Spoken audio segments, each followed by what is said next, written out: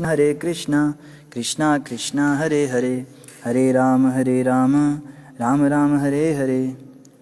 तो यहाँ पे अमृतसर में थोड़ी लाइट की समस्या हो रही है, उसके कारण ये वीडियो दो भागों में बँट जाती है। आप सभी भक्तों से हम क्षमा मांगना चाहेंगे। तो हम चर्चा कर रहे हैं यहाँ पे श्रीमद् भागवतम चतुर्थ स्कंद और अध्याय 12 के ऊपर, जिसका नाम है ध्रुव महाराज का भगवान के पास जाना।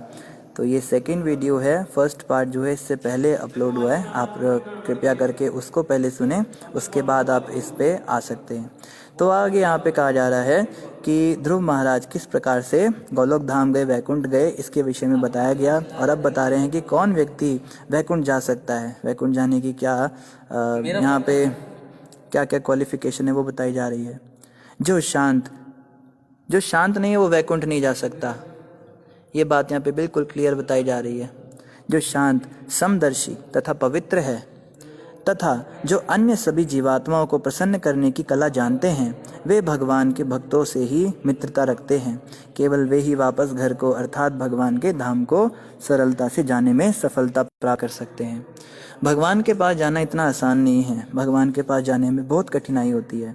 तो सबसे पहले तो शांति नाम की तो चीज़ ही हमारे मन में नहीं होती। थोड़ा सा भी कोई कुछ बोल देता है एकदम गुस्सा आ जाता है। समदर्शी का मतलब भेद बुद्धि से हमें परे होना पड़ेगा। तथा पवित्र, ये पवित्रता बहुत जरूरी है। पवित्रता के अंदर दो चीज़ें आती हैं।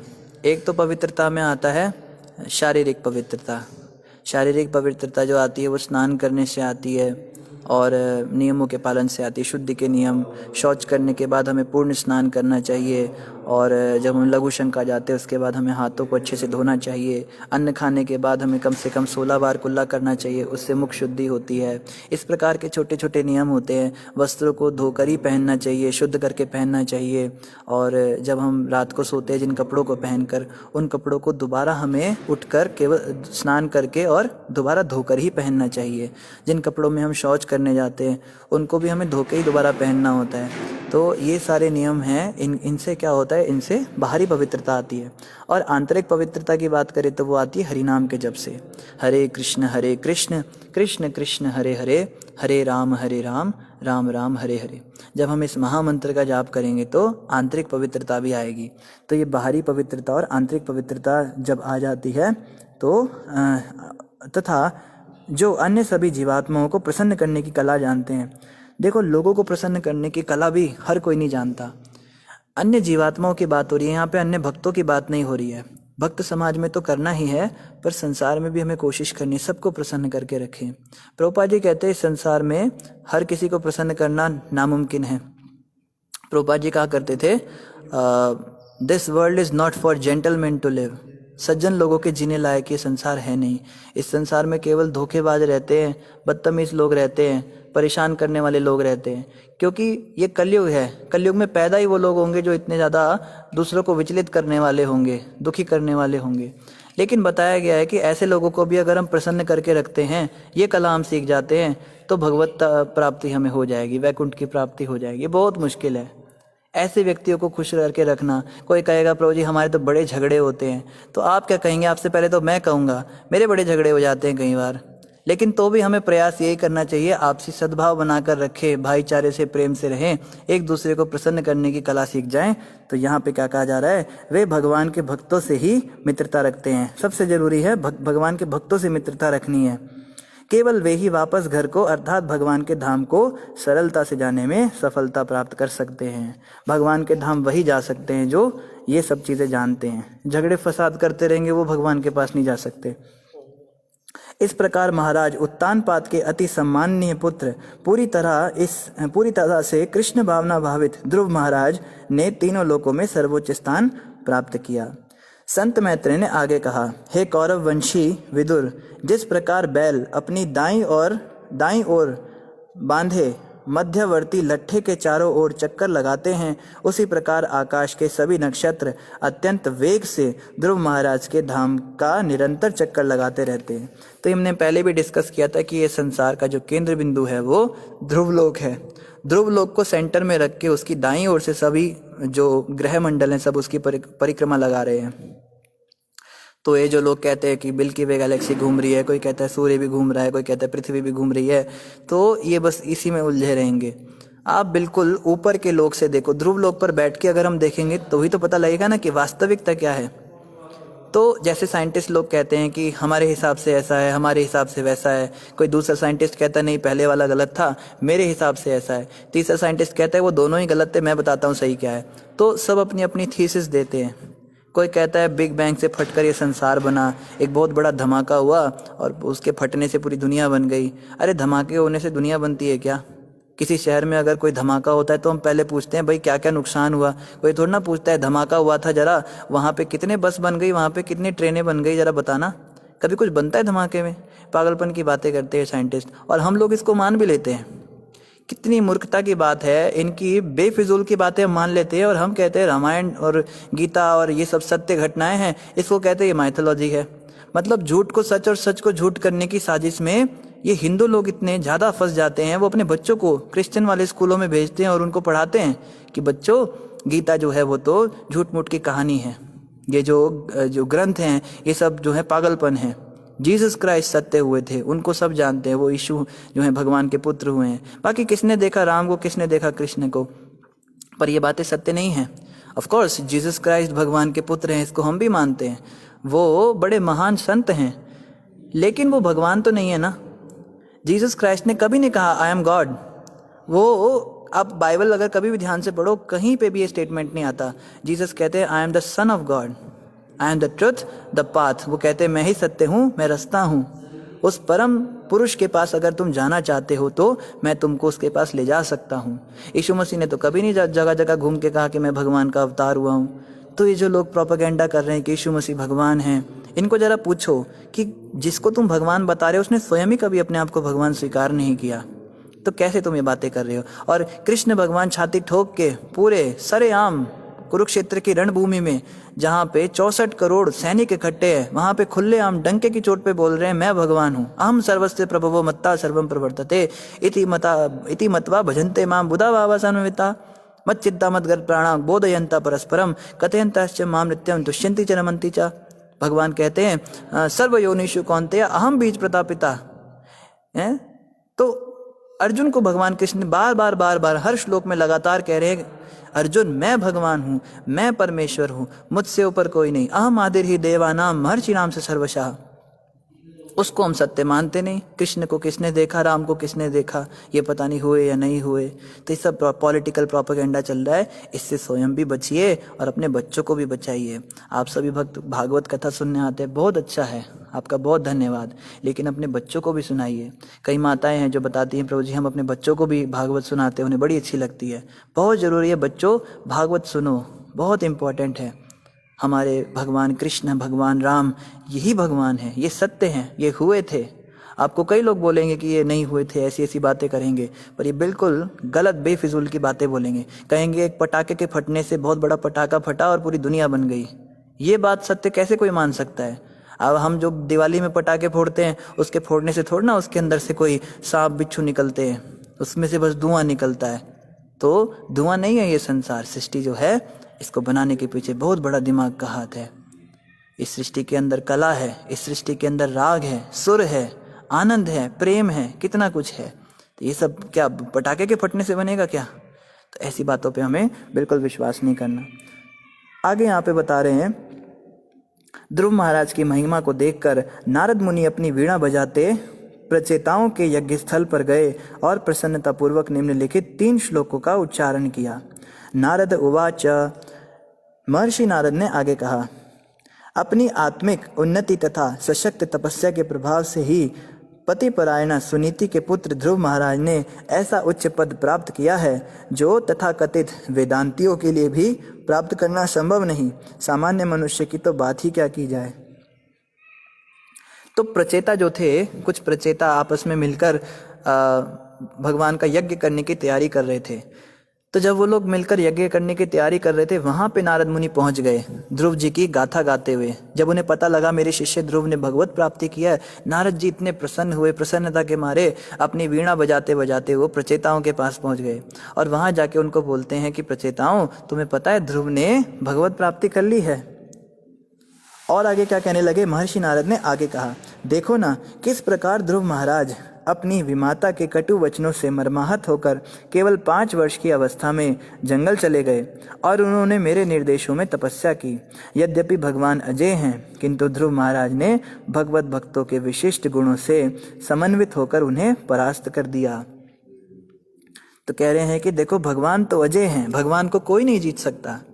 कृष्ण कहते हैं ना मैं विदु सुरगणा, ये जो देवता गण है ये मुझे नहीं जान सकते, महर्षि मुझे नहीं जान सकते, बड़े बड़े जो धर्म धुरंधर हुए हैं, वेदांती हुए हैं, इवन ज्ञानी मुझे नहीं जान सकते, योगी मुझे नहीं जान सकते।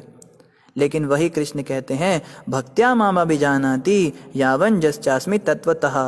उसी गीता में कहते हैं भक्ति के द्वारा मैं जाना जा सकता हूँ, एकमात्र जो भक्त हैं मेरे वो मुझे जान सकते जैसा मैं हूँ। तो केवल भक्त ही हैं जो भगवान को परास्त कर देते हैं। भगवान कृष्ण को पकड़ने का प्रयास तो कई योगी ऋषि करते हैं, अपने हृदयों में भगवान को पकड़ने का कोशिश करते हैं, पर उन्हें ना तो कोई पकड़ पाया है ना पकड़ पाएगा। लेकिन ऐसे कृष्ण को यशोदा मैया ने ना केवल पकड़ लिया, अपने प्रेम की रस्सी से उनको बांध भी दिया। भगवान के पेट में सारा विराट जगत जो है आराम करता है, रेस्ट करता है, तीनों लोग सृष्टि के उनके उदर के अंदर। और ऐसे उदर पर जब दाम बांधा गया, रस्सी बांधी गई यशोदा मैया के द्वारा, तो उन भगवान का नाम पड़ गया दामोदर। दाम उदर, जिनकी उदर दाम से बंधी हुई है, रस्सी से जिनका पेट बांध दिया यशोदा मैया ने, उस पे भी उनका नाम दामोदर पड़ गया। तो प्रेम रूपी रस्सी से भगवान कृष्ण को बांधा जा सकता है, नहीं तो और कोई रास्ता नहीं। और नारद जी कहते प्रचेताओं, देखो ध्रुव ने अपनी प्रेम की भक्ति की रस्सी से भगवान को, ऐसे अजय भगवान को भी परास्त कर दिया। ध्रुव महाराज ने 5-6 वर्ष की अवस्था में ही 6 मास तक तपस्या करके उच्च पद प्राप्त कर लिया। ओहो, कोई बड़े से बड़ा क्षत्रिय अनेक वर्षों की तपस्या के बाद भी ऐसा पद प्राप्त नहीं कर सकता। बड़े बड़े क्षत्रिय भी ये काम नहीं कर सकते। आप भक्तों से रिक्वेस्ट है, पिछली वीडियो जो है वो इंटरनेट कनेक्शन की वजह से स्टॉप हो गई, तो अगर कोई प्रश्न आप में से किसी का वहाँ आपने पूछा था तो कृपया करके आप यहाँ दोबारा उसको पूछ लीजिए, हम यहाँ पे उन प्रश्नों को ले लेंगे। मैत्रेय उवाच, मैत्रेय ऋषि ने आगे कहा, हे विदुर, तुमने मुझसे ध्रुव महाराज की परम ख्याति तथा चरित्र के विषय में जो कुछ पूछा था वह सब मैंने विस्तार से बता दिया। बड़े बड़े साधु पुरुष तथा भक्त ध्रुव महाराज के विषय में सुनने की इच्छा रखते हैं। तो मैत्रेय जी कह रहे हैं, विदुर तुमने कहा था ना मुझे ध्रुव के बारे में बताओ, ये लो मैंने तुम्हें पूरी कथा विस्तार से बता दी। बड़े बड़े महात्मा भक्त भी ध्रुव महाराज के चरित्र को बार बार सुनना चाहते हैं। ये ध्रुव जी का चरित्र इतना सुंदर है, युगों युगों से इसकी गाथाएं गाई जा रही हैं और आज तक भी सब ध्रुव महाराज की कथा को सुनना चाहते हैं। ध्रुव के आख्यान को सुनकर मनुष्य अपनी संपत्ति, यश तथा दीर्घायु की इच्छा को पूरा कर सकता है। तो आप में से जितने भी भक्त रेगुलर हैं जो ध्रुव महाराज की पूरी कथा सुन रहे हैं, उनके लिए बड़ा शुभ समाचार है कि जिन्होंने भी ध्रुव महाराज के इस आख्यान को सुना है, उनको संपत्ति की अगर इच्छा है तो वो तुरंत पूरी होगी, यश की इच्छा है तो वो भी पूरी होगी, और जो दीर्घायु चाहता है उसकी भी इच्छा अवश्य पूरी होगी। यह इतना कल्याणकर है कि इसके श्रवण मात्र से मनुष्य स्वर्ग लोक को जा सकता है। अगर आप सब चाहें तो केवल इस बल पर कि मैंने ध्रुव जी की कथा सुनी है, स्वर्ग लोक के लिए भी अप्लाई कर सकते हैं, अथवा ध्रुव लोक को भी प्राप्त कर सकता है। देवता भी प्रसन्न होते हैं क्योंकि यह आख्यान इतना यशस्वी है, इतना सशक्त है कि यह सारे पाप कर्मों के फल का नाश करने वाला है। तो ध्रुव जी का जो यह आख्यान सुनता है उसके सारे पाप कर्म का फल नष्ट हो जाता है और देवता भी इसको सुनने के लिए प्रसन्न होते हैं। जो भी ध्रुव महाराज के आख्यान को सुनता है और श्रद्धा तथा भक्ति के साथ उनके शुद्ध चरित्र को समझने का बारंबार प्रयास करता है, वह शुद्ध भक्तिमय धरातल प्राप्त करता है और शुद्ध भक्ति करता है। ऐसे कार्यों से मनुष्य भौतिक जीवन के तीनों तापों को नष्ट कर सकता है। ध्रुव महाराज का केवल ये कथा सुनने मात्र से और श्रद्धा के साथ, श्रद्धा और भक्ति के साथ सुनने का मतलब क्या होता है, ये जो बताया जा रहा है बिल्कुल सच्ची बात है। ये नहीं क्या है 5 साल का बच्चा कभी घर से जाता है क्या? पत्ते खाएगा? क्या बात कर रहे हैं प्रभु जी, अब ज़्यादा हो रहा है। पानी भी पीना बंद कर दिया। अरे एक दिन कोई व्यक्ति पानी ना पिए तो साइंटिस्ट कहते हैं वो मर जाएगा। अरे साइंस जहाँ खत्म होती है वहाँ से तो स्पिरिचुअल साइंस शुरू होती है ना। अष्टांग योग पद्धति के तो ऐसे ऐसे साधु आज भी हैं, मैं आपको बता सकता हूँ, आज भी ऐसे ऐसे साधु हैं जो कितने कितने सालों से केवल दूध पे जी रहे हैं, कितने कितने ऐसे साधु हैं जो कितने कितने हजारों वर्ष की उम्र वाले हैं। कुछ तो साधु ऐसे पाए गए, हाँ, हिमालय पर्वत के ऊपर एक साधु जैसे आए थे नीचे, उनका पीछे इंटरव्यू आया था, उनसे पूछा गया आपकी उम्र कितनी है। कहते उम्र का मुझे पता नहीं, क्योंकि मैं साधना में लीन रहता हूँ, समय कितना निकल जाता है इतना पता नहीं, पर मुझे इतना याद है कि जब मैं साधना करने बैठा था तब कोई झांसी की रानी लड़ाई करने जा रही थी। आप सोचो, वो लक्ष्मीबाई जब जा रही थी उस समय वो बैठे थे साधना करने, और अभी भी वो मरे नहीं हैं। ऐसे ऐसे साधु जो हैं इस धरातल पर हैं जिनकी आयु 100, 150, 200, 250, 500, 1000 साल तक की भी है, हजारों साल के भी हैं। तो ये सब जो बातें बिल्कुल सच हैं, इसको कहते हैं श्रद्धा। श्रद्धा होनी चाहिए। और भक्ति मतलब मैं भी ऐसा बनूंगा, मैं भी ऐसी बनूंगी जैसे ध्रुव महाराज कर रहे हैं, हम भी प्रयास करेंगे ऐसा करने का। इस भाव से जब हम इस कथा को सुनेंगे श्रद्धा और भक्ति पूर्वक, तो क्या होगा, यह इतना सशक्त है कि सारे पाप कर्मों के फल को नाश कर देगा। और उनके शुद्ध चरित्र को समझने का बारंबार अगर हम प्रयास करेंगे, वह शुद्ध भक्ति में धरातल प्राप्त करेगा और शुद्ध भक्त बनेगा। शुद्ध भक्त किस किस को बनना है? जिसको शुद्ध भक्त बनना है उसको ध्रुव महाराज के इस चरित्र को भक्तिमय तरीके से सुनना है, श्रद्धा से सुनना है और समझने का भी प्रयास करना है उनके चरित्र को। ऐसे कार्यों से मनुष्य भौतिक जीवन के तीनों तापों को नष्ट कर सकता है। 3 प्रकार के ताप होते हैं जो हमें सताते हैं। पहले होते हैं जो त्रिताप कहते हैं ना, जिसको कि माया जो है 3 प्रकार से हमको कष्ट देती है। पहला तो आदि आत्मिक, जो शरीर के अंदर मन विचलित होता है, दुख आ जाता है, कष्ट आ जाता है, मन एकदम घबरा जाता है, फ्यूचर की टेंशन होती है, प्रेशर आता है, डिप्रेशन आता है, ये पूरी तरह समाप्त हो जाएगा। दूसरा आदि भौतिक होते हैं जो संसारिक लोग हमें देते हैं। कभी पत्नी बीमार हो जाती है, कभी बच्चे का एक्सीडेंट हो जाता है, कभी माता पिता कुछ कहते हैं, कभी पड़ोसी परेशान करते हैं, कभी कोई हमारी ज़मीन के ऊपर कब्जा कर लेता है, कुछ ना कुछ लगा रहता है, या मच्छर काटते हैं, जानवर कुछ नुकसान कर देते हैं, तो ये भी नष्ट हो जाएगा, पूरी तरह समाप्त हो जाएगा।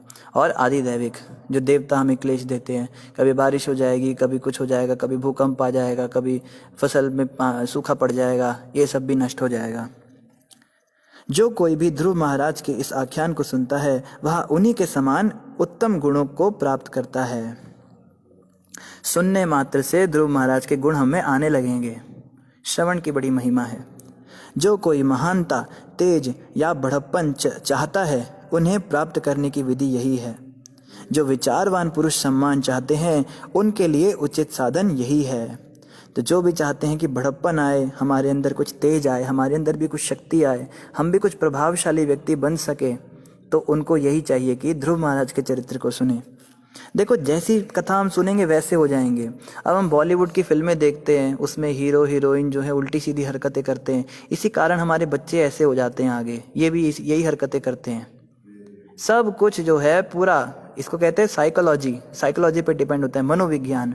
जैसी चीज़ें हम देखेंगे, जैसी कथाएं हम सुनेंगे वो चांद के ऊपर बैठी थी राजकुमारी और घोड़े के ऊपर राजकुमार आया और उससे शादी करके ले गया, यही सब कहानियां हम सुनते रहेंगे, तो फिर वही सब की इच्छा भी करेंगे, दिमाग में बस यही सब घूमता रहेगा, मेरी राजकुमारी कहाँ है। वो हर लड़की में अपनी राजकुमारी ढूंढेगा, फिर वो राजकुमारी उसके ऊपर केस कर देगी, मैं इसकी राजकुमारी नहीं हूँ, ये मुझे राजकुमारी बनाना चाहता है, फिर ऐसा हो जाता है, फिर जेल में जाता है बेचारा। तो ये जो है, ये फिल्में वगैरह देखना ये बहुत हानिकारक है। फिल्में देखना बुरा नहीं है, पर उल्टी सीधी फिल्में नहीं देखनी चाहिए। हम फिल्म देखें, मीरा जी की फिल्म देखें, चैतन्य महाप्रभु की फिल्म देखें, कृष्ण लीला देखें, रामायण देखें, इसको देखने में कोई समस्या नहीं। हमारे भारत देश में तो ये टीवी होता ही नहीं था, ये बड़ा बेकार चीज़ आ गया हमारे घरों के अंदर। इसके आने से कितने सारे लोग जो हैं खाली बैठे रहते, समय बर्बाद करते हैं। टीवी वगैरह तो था ही नहीं, हम लोग रामायण पढ़ते थे, गीता पढ़ते थे। इसकी शुरुआत कैसे हुई? सबसे पहले रामायण आया टीवी के ऊपर। मुझे पता है, हम तो उस समय थे नहीं, मगर हमारे माता पिता बताते हैं जब टीवी पे रामायण पहली बार आया था रामानंद सागर जी का, तो जिस समय रामायण चल रहा होता था, संडे को आता था वो, सारे के सारे लोग, सड़कें जाम, सड़कें बिल्कुल खाली, और बसों के अंदर भी कोई नहीं होता था, बस वाले भी नहीं होते थे, सब एकदम खाली शहर हो जाता था, जैसे लॉकडाउन लगा हुआ है। और घरों के अंदर, जिस घर में भी टीवी है, सब घरों में तो होता नहीं था, कोई दुकान पे रखा होता तो सब दुकान के बाहर बैठ के, मुसलमान क्या हिंदू क्या, सब मिल के सब ये रामायण देखते थे। इतना ज़्यादा क्रेज था उस समय, क्योंकि पहली बार जीवन में उन्होंने राम का चरित्र टीवी पर देखा था। अब उस टीवी पर अगर ये उस समय पे ये नंगे नाच आए होते, उल्टी सीधी चीज़ें आई होती, फिल्में आई होती, तो कोई ना देखता। इन्होंने शुरुआत की हमारे धार्मिक कार्यक्रम हमें दिखा के, धार्मिक कार्यक्रम में रामायण दिखाई। उसके बाद कृष्ण लीला शुरू हुई, कृष्ण लीला देखने के लिए लोग ललायत हुए। फिर लोगों के मन में इच्छा हुई ऐसे संस्कारी सुसंस्कारी वस्तु को तो हमारे घर में भी होना चाहिए, ये तो हमारे बच्चों को भी संस्कार देगी, ये तो सबको बहुत अच्छा भगवत प्राप्ति कराने में मदद करेगा। ये सोच के लोगों ने घर घर में टीवी खरीदा। और उसके बाद क्या हुआ? उसके बाद जो हुआ वो हम सभी जानते हैं, कितने उसमें संस्कार दिए गए और कितने बच्चे हमारे भगवत प्राप्ति के लिए आगे बढ़े। तो शुरुआत यहीं से हुई थी, इसकी भी धर्म के नाम पे ही शुरू हुआ। तो बाद में इसने बड़ा विकराल स्वरूप ले लिया। ये उस स्त्री की तरह हो गया जो विवाह से पहले तो परम साध्वी थी और विवाह उपरांत जैसे हमारे महाराज जी बताते हैं, एक स्त्री से जब कोई व्यक्ति शादी करना चाहता है तो जब वो नई नई शादी करके आती है तो वो होती है चंद्रमुखी, चंद्रमा के समान उसका मुख शीतल होता है। फिर जैसे जैसे समय बढ़ता है तो वो सूरजमुखी होने लगती है, फिर सूरज के समान गर्मा गर्मी होने लगती है और वक्त के साथ फिर वो ज्वालामुखी हो जाती है। फिर जो है फिर पुरुष कहता है तुम तो ज्वालामुखी, मैं तुमसे दुखी, तुम मुझसे दुखी, हैं तुम मुझसे दुखी, मैं तुमसे दुखी। तो उसकी पत्नी कहती है अच्छा ऐसा करो, आप जो है ये बिल्डिंग से कूद जाओ, फिर तुम भी सुखी और मैं भी सुखी। तो इस प्रकार से जो है हो जाता है। खैर ये तो फिर मजाक की बात थी, माताएं सीरियस ना ले, कोई माता गुस्सा ना हो जाए। तो ये संक्षिप्त जो है उदाहरण था इस बात का कि जो हम सुनते वैसे हम हो जाते हैं। इसलिए हमें चाहिए कि उत्तम चरित्र सुने, रामायण का चरित्र अपने बच्चों को सुनाए, उनको कथा सुनाए। ये ना सोचे कि बच्चे जो सुनते नहीं है प्रभु जी कथा, आप जबरदस्ती छोटे बच्चे को बिठाओगे तो कहाँ जाएगा। धीरे धीरे अब उसको आदत लगेगी, टेस्ट लगेगा, उसको डिटेल में सुनाओगे ऐसा हुआ ऐसा हुआ। हमें भी कला पता होनी चाहिए कथा सुनाने की, तो आनंद भी आएगा। जिन व्यक्तियों ने भगवान के चरण कमलों की शरण ले रखी है उन्हें किसी प्रकार का पारिश्रमिक लिए बिना ही ध्रुव महाराज के इस आख्यान को सुनना चाहिए। विशेष रूप से पूर्णमासी, अमावस्या, द्वादशी, श्रवण नक्षत्र के प्रकट होने पर, तितिक्षस्य पर्व या व्यतिपात के अवसर पर, मास के अंत में या रविवार को यह आख्यान सुनाया जाए। निसंदेह इसे अनुकूल श्रोताओं के समक्ष सुनाया जाए। इस प्रकार बिना किसी व्यावसायिक उद्देश्य के सुनाने पर वाचक तथा श्रोता दोनों सिद्ध हो जाते हैं। तो ये कुछ दिन बताए हैं, कुछ पवित्र तिथियां बताई है जिन तिथियों पर ध्रुव महाराज जी का ये चरित्र हम सुना सकते हैं। श्रीमद् भागवतम चतुर्थ स्कंद और लगभग 10वां अध्याय, 11वां अध्याय और 12वां अध्याय ये हैं। इसमें ध्रुव महाराज की पूरी कथा है। इसको सुनाना चाहिए और सुनना भी चाहिए। तो इसके पठन और श्रवण से दोनों से ही हमें बहुत कल्याणकारी लाभ हो जाता है, ऐसा यहाँ बताया जा रहा है। तो इन्हीं शब्दों के साथ आप सभी का बहुत बहुत धन्यवाद।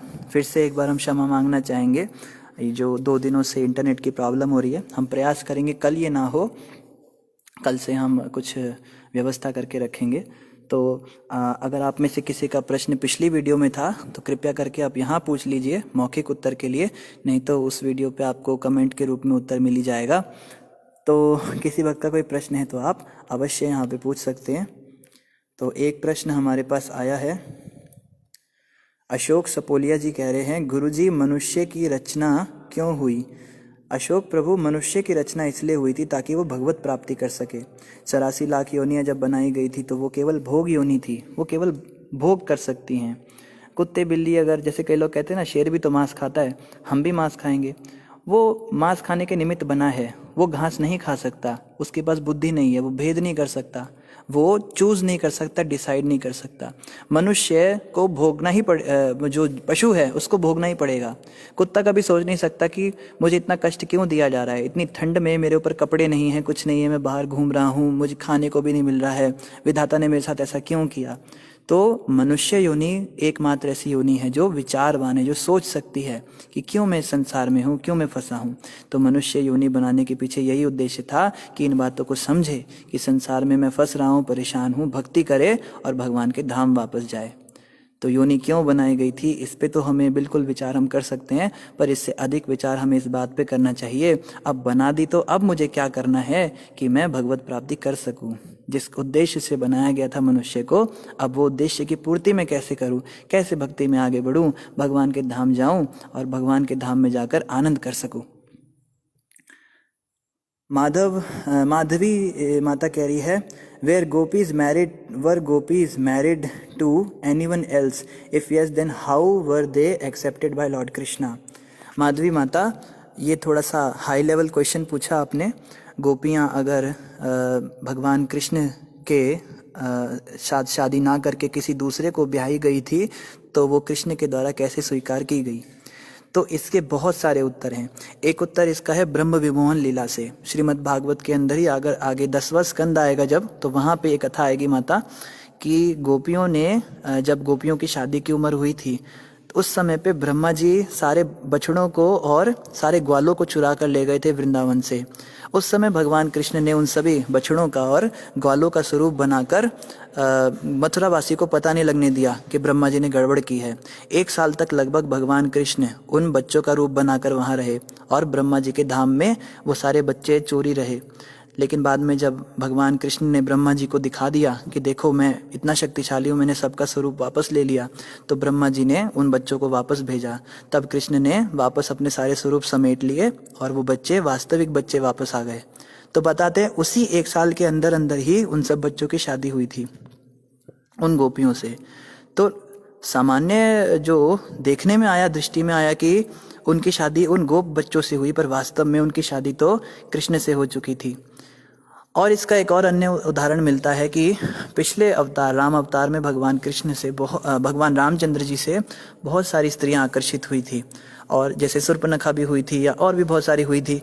तो सबने भगवान से विवाह का प्रस्ताव रखा था, लेकिन भगवान श्री कृष्ण ने कहा था कि ये जो मेरा अवतार है इसमें मैं मर्यादा पुरुषोत्तम हूँ, मैं मर्यादा का खंडन नहीं करूँगा, अगले अवतार में तुम सबको मौका मिलेगा।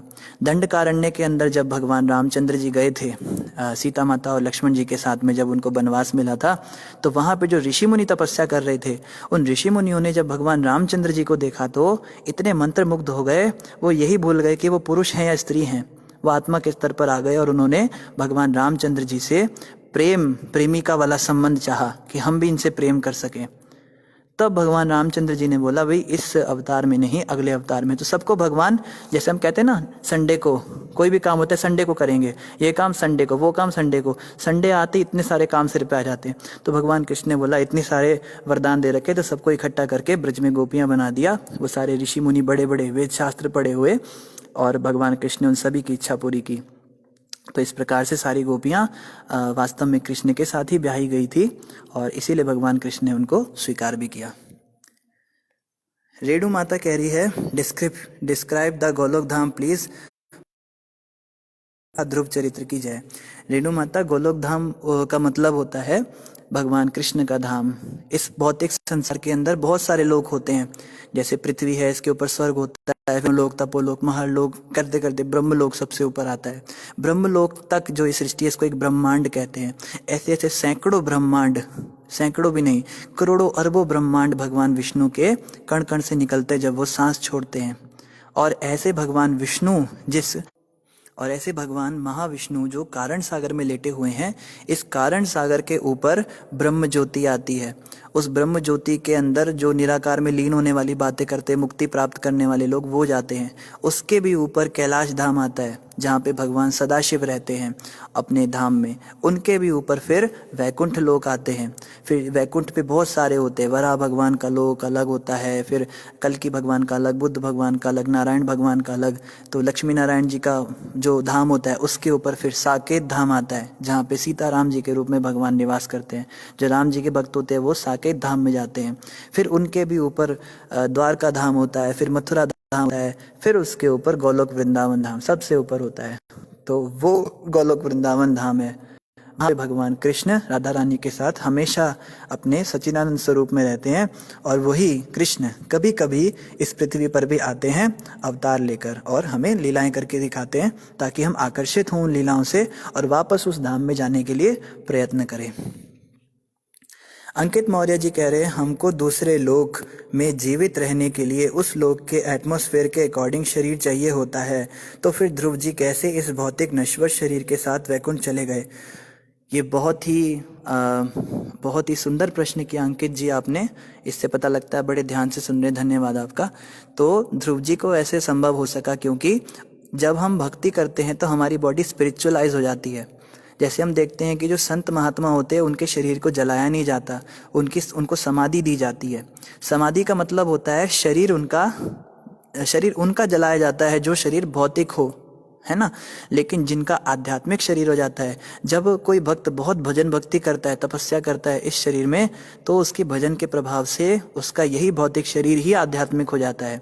तो आध्यात्मिक शरीर को जलाया नहीं जाता, उसको प्रिजर्व करके रखा जाता है और उसको समाधि कहते हैं। वहाँ पे वो जो साधु होते हैं या संत होते हैं वो हमेशा विराजमान रहते हैं, उनकी प्रेजेंस फील होती है उनके शिष्यों को और भी फॉलोवर्स को, भक्तों को।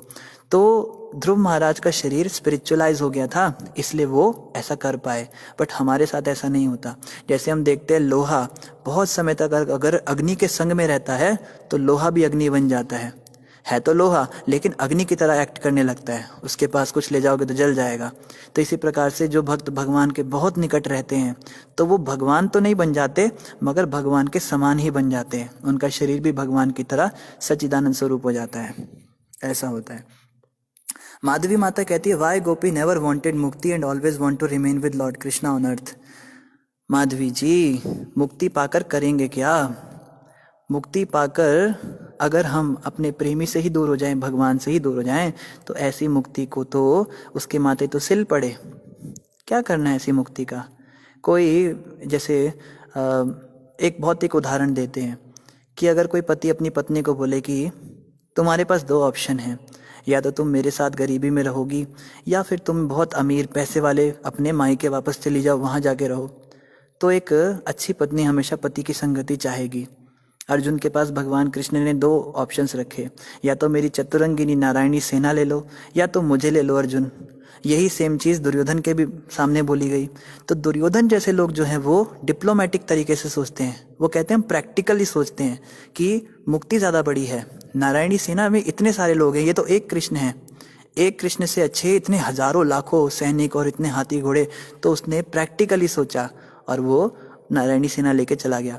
लेकिन अर्जुन जैसे जो भक्त होते हैं वो जानते हैं कि कृष्ण ही अगर हमारे साथ रहेंगे तो मुक्ति क्या चीज़ है, वो तो साथ में आ ही जाएगी उनके। कृष्ण ही अगर हमें मिल गए तो फिर नारायणी सेना क्या करेगी? ये सारी नारायणी सेना तो कृष्ण की दास है ना, तो कृष्ण ही हमारे साथ होने चाहिए। इसलिए गोपियाँ इस तत्व को जानती थी। हम देखते गोपियाँ गाँव की ग्वालिनें हैं, दूध बेचने वाली औरतें हैं, उनको ज़्यादा ज्ञान नहीं, हम ऐसा सोचते हैं। पर हमें ध्यान रखना चाहिए कि ये पिछले जन्म में दंडकारण्य के बड़े बड़े ऋषि महर्षि थे, इन्हें सारे वेद शास्त्रों का ज्ञान है। और इन गोपियों ने कई बार इस बात को प्रकट किया है। श्रीमद् भागवत में ही आगे गोपी गीत आएगा, गोपी गीत का वैसे भी पाठ करते लोग, तो उसमें गोपियाँ ऐसी ऐसी बातें बताएंगी जो बहुत गूढ़ रहस्य होंगे शास्त्रों के। तो वहाँ हमें समझ में आएगा कि ये देखने में बड़ी साधारण लगती थी मगर ये बड़े बड़े शास्त्रियों को भी फेल कर दें तर्क वितर्क में, ऐसी ऐसी बातें इनको पता थी।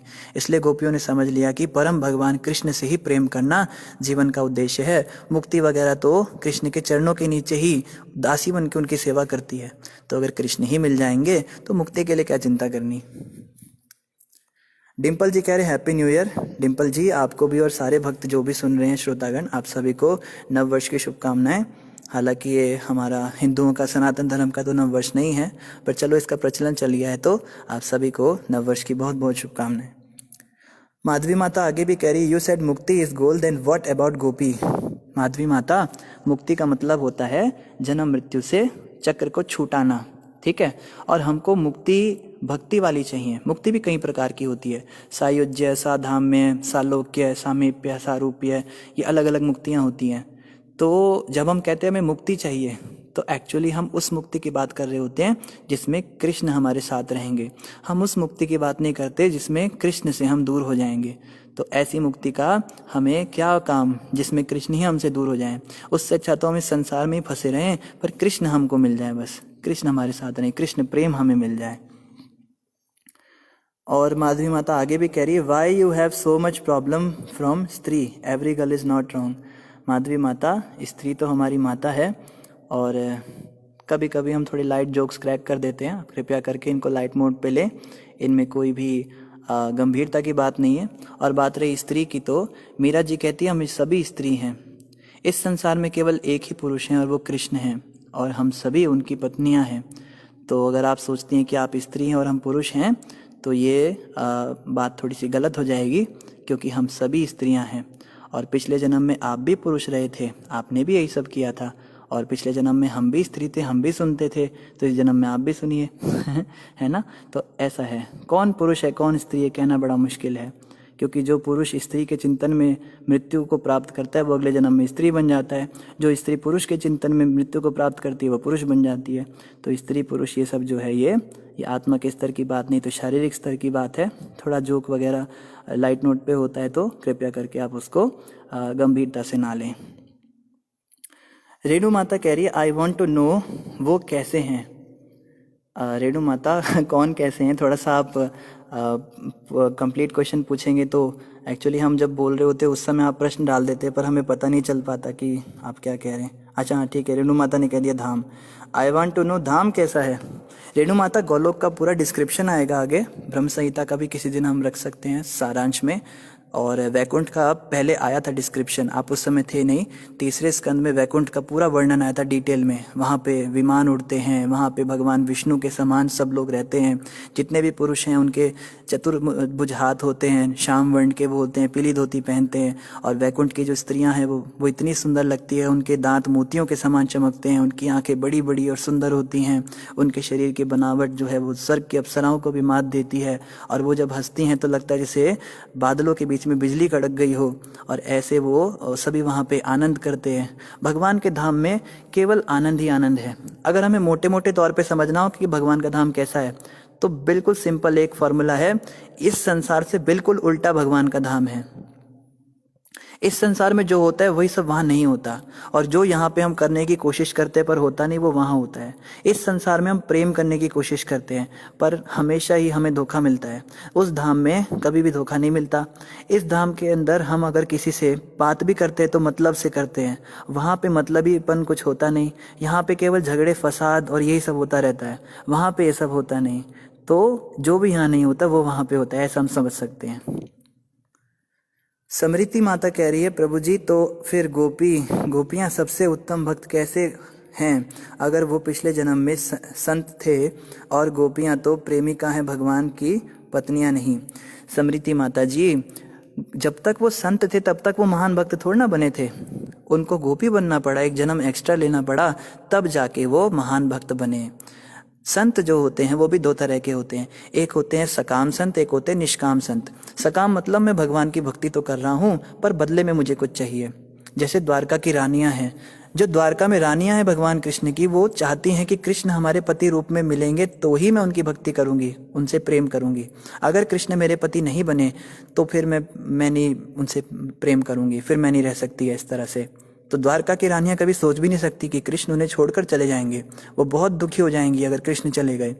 लेकिन ब्रज की गोपियां क्या कहती हैं, कृष्ण हमारे पति बने चाहे ना बने हम उन्हीं से प्रेम करेंगे, कृष्ण हमें छोड़कर भी चले जाएं, हमारे साथ भी ना रहे तो भी हम उन्हीं की याद में अपना जीवन गुजारेंगे, ये ज़्यादा हायर है।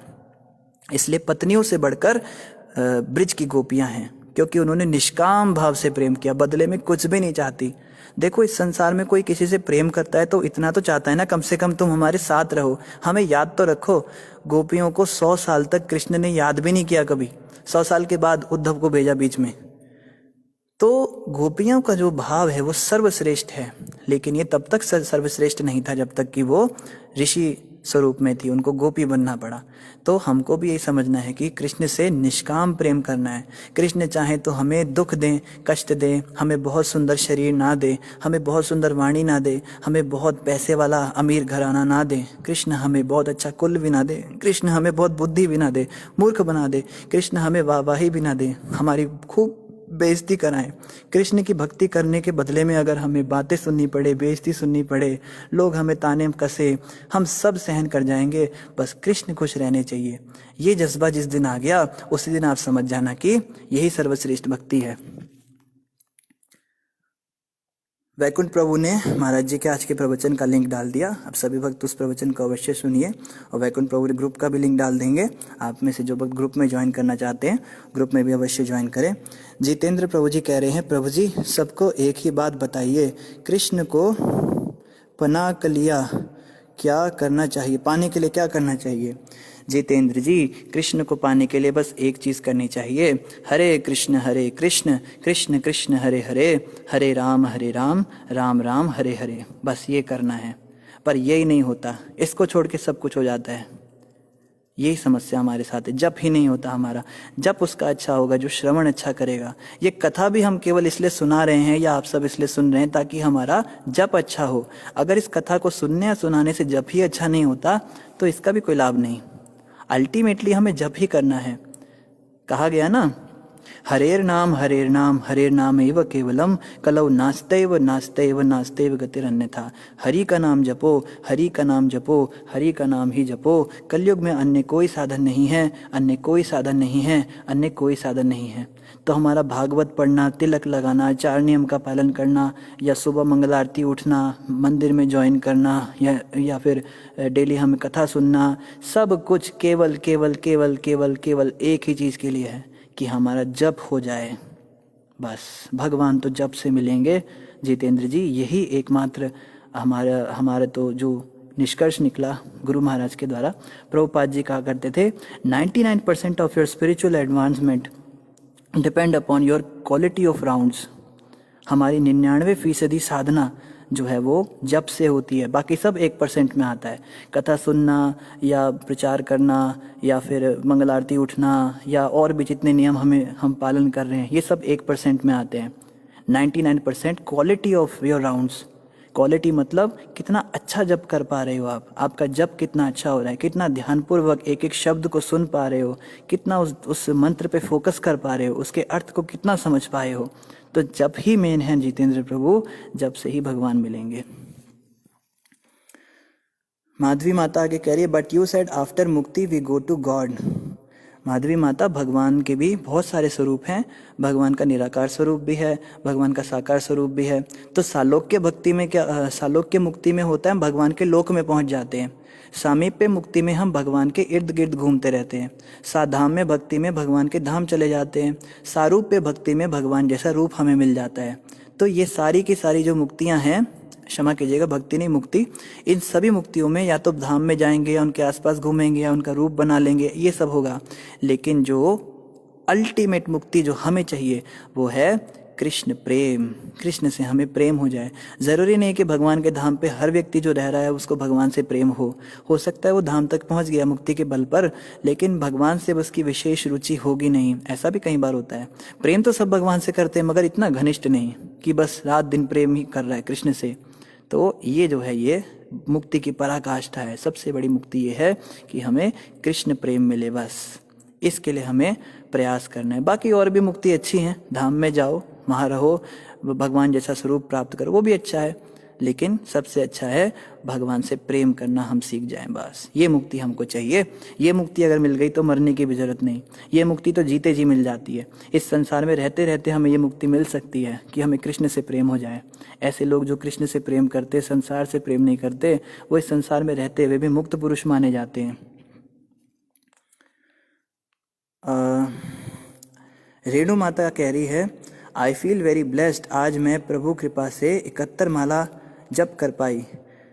क्या बात है रेणु माता जी, 71 माला आपने जप किया। आप हम पे भी कुछ कृपा कीजिए, हमारा भी कुछ जप हो सके। जप से ही साधन खुलेंगे। रेणु माता से हम सभी एक प्रेरणा लें। 71 माला माता जप रही है, 71 ना सही तो 64 तो करें। 64 ना कर देते हैं, थोड़ा सा एक्सप्लेन कर देते हैं जो भी हमने वैष्णवों से सुना है अपनी शुद्धि के लिए। ये लेक्चर सब हम अपनी शुद्धि के लिए कर रहे हैं। आप भक्तों को भी लाभ पहुंच रहा है, तो आप भक्तों को भी अगर कुछ लाभ पहुंच रहा है तो ये प्रभुपाद जी की कृपा से ही पहुंच रहा है। इसमें हमारा कोई भी बीच में नहीं है। फिर भी आपने रिक्वेस्ट की है तो अवश्य हम महामंत्र पर भी किसी दिन थोड़ा प्रयास कर सकते हैं। प्रभुपाद जी ने बहुत सुंदर उसके ऊपर तात्पर्य लिखा है। किसी दिन हम पूरा 1 घंटा महामंत्र के ऊपर चर्चा करेंगे। कंचन मुनीश जी कह रहे हैं, हरे कृष्णा प्रभु जी, दंडवत प्रणाम जी, हैप्पी न्यू ईयर। आपको भी बहुत बहुत नए साल की मुबारक। तो इन्हीं शब्दों के साथ आप सभी का धन्यवाद। बोलो ग्रंथराज श्रीमद् भागवतम महापुराण की जय।